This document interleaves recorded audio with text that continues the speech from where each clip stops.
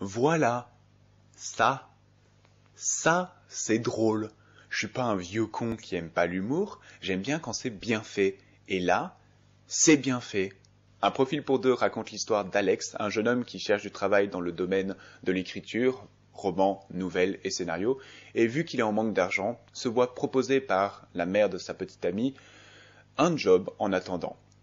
Apprendre au grand-père de sa petite amie comment marche l'informatique et comment se servir de son nouveau PC, Mac. Il fera la rencontre de Pierre, un vieux grincheux qui sera réticent au départ, mais qui sera de plus en plus intéressé par cet outil, va s'inscrire sur un site de rencontre et tomber amoureux d'une jeune Belge de 31 ans.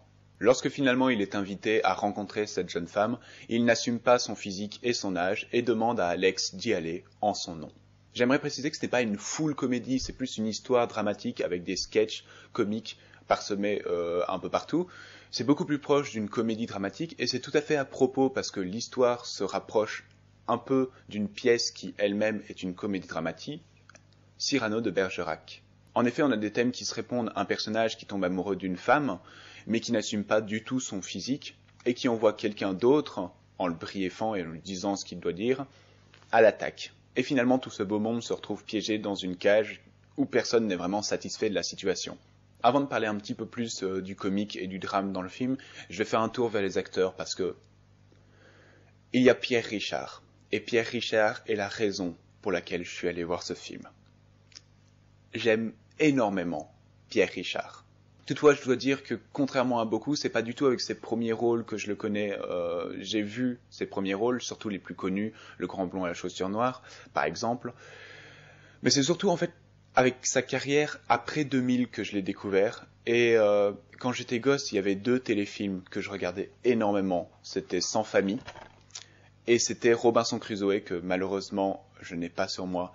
Et ces deux films, surtout Robinson Crusoe, c'est là que j'ai découvert Pierre Richard, c'est là où où je l'ai trouvé éprouvant, émouvant et drôle. Il arrivait vraiment à avoir les deux aspects et c'est pour ça que pour moi c'est un acteur formidable. Il a fait tout le début de sa carrière, c'est vraiment de la comédie burlesque où il est maladroit, etc. Et il a vraiment prouvé avec le passage du 21e siècle qu'il était capable de faire autre chose, qu'il était capable de faire des thrillers, qu'il était capable de faire des drames, qu'il était capable de faire des comédies dramatiques. Il a vraiment étendu son jeu et il est toujours aussi bon. S'il y avait un acteur français que je pouvais rencontrer, ça serait d'office lui. Mais les autres acteurs ne traînent pas du tout la patte. Yanis Lesper et Fanny Valette sont tous les deux très bons et très justes dans le personnage qu'ils sont censés dépeindre. Et les personnages de la famille, la mère et la fille, sont excellents dans les scènes comiques. La majeure partie de la comédie vient de situations complètement loufoques, complètement gênantes et malsaines pour les personnages, et qui pour nous sont un pur plaisir.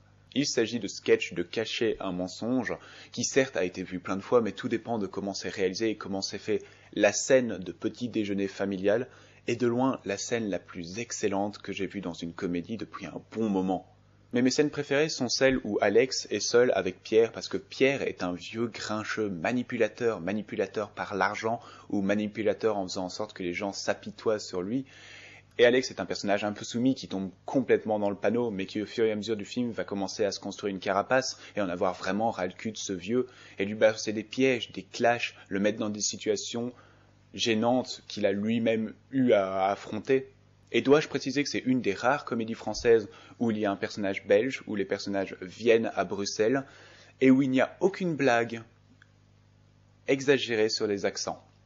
C'est assez rare pour être signalé. Au final, c'est vraiment une excellente comédie dramatique qui est émouvante quand elle doit l'être et qui est hilarante quand elle doit être drôle. J'aimerais préciser que c'est pas du tout parce que j'adore Pierre Richard que je donne un tel avis sur ce film.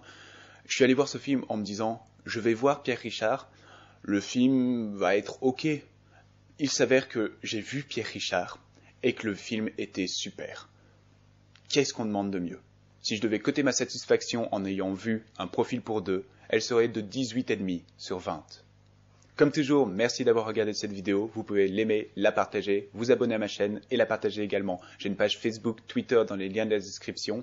Et si Pierre Richard veut rentrer en contact avec moi, je serai l'homme le plus heureux sur Terre. Je vous retrouve pour une prochaine critique.